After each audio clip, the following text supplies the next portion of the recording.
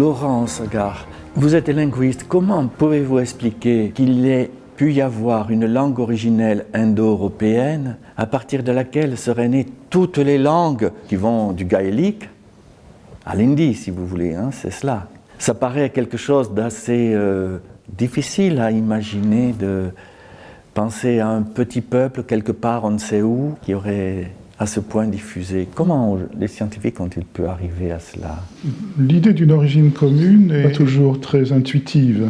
Par exemple, nous trois, et enfin nous tous dans cette salle, avons un ancêtre commun avec les champignons.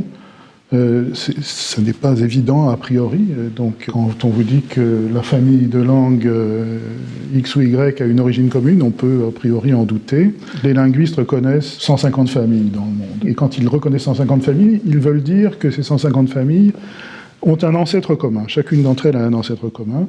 Et cet ancêtre commun, ils le postulent parce que les langues de la famille ont en commun des éléments qui, d'une part, ne sont pas partagés par hasard. Ce n'est pas des ressemblances fortuites entre mots. On a pu se tromper à ce sujet. Par exemple, Franz Bopp, le grand fondateur de la linguistique indo-européenne, a cru que l'indo-européen et les langues du Pacifique étaient apparentés sur la base de ressemblances accidentelles. Bon.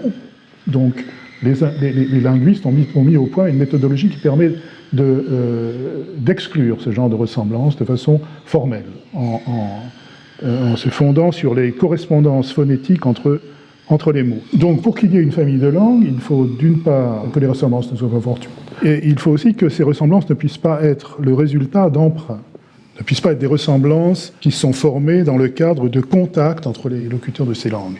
C'est le cas pour l'indo-européen, c'est le cas pour toutes les autres, et il ne faut pas croire que tous les éléments qui constituent une langue sont également faciles à emprunter. Il y a plusieurs synthèses de ce qui se passe quand deux langues sont en contact. Certaines choses passent très facilement d'une langue vers l'autre, tandis que d'autres passent très difficilement. Alors, les choses qui passent très facilement, c'est ce qu'on appelle le vocabulaire culturel, c'est-à-dire le vocabulaire des sciences et des techniques, de l'habillement, de la philosophie, de la religion, du commerce.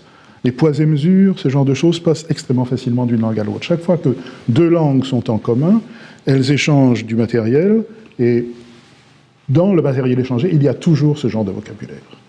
Par contre, il y a un autre type de vocabulaire qui passe très difficilement d'une langue à l'autre, c'est le vocabulaire qu'on appelle de base.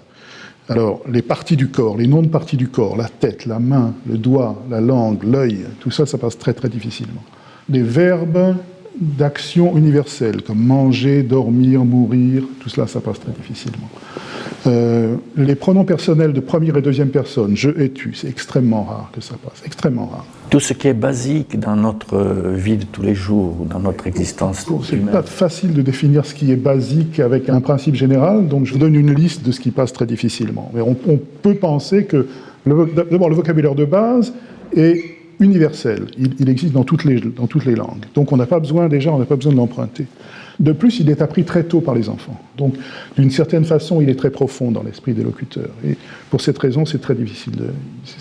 Ça ne s'emprunte pas. Et par-dessus tout, ce qui est très difficile, ce qui ne s'emprunte pratiquement jamais, c'est ce que les linguistes appellent la morphologie flexionnelle.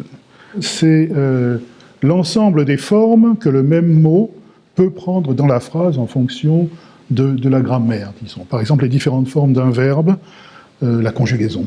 Ou dans des langues comme le latin, le grec, le sanskrit, le hittite, qui sont toutes des langues indo-européennes, les déclinaisons des noms. Les noms changent selon le rôle qu'il a dans la phrase. Un sujet n'a pas la même terminaison qu'un objet, par exemple.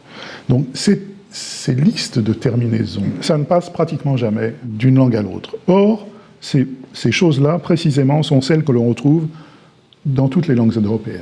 C'est pourquoi il est nécessaire de supposer l'existence d'une langue indo-européenne ancestrale, parce que ces caractères ne sont pas, d'une part, pas partagés par hasard, et d'autre part, pas partagés par emprunt.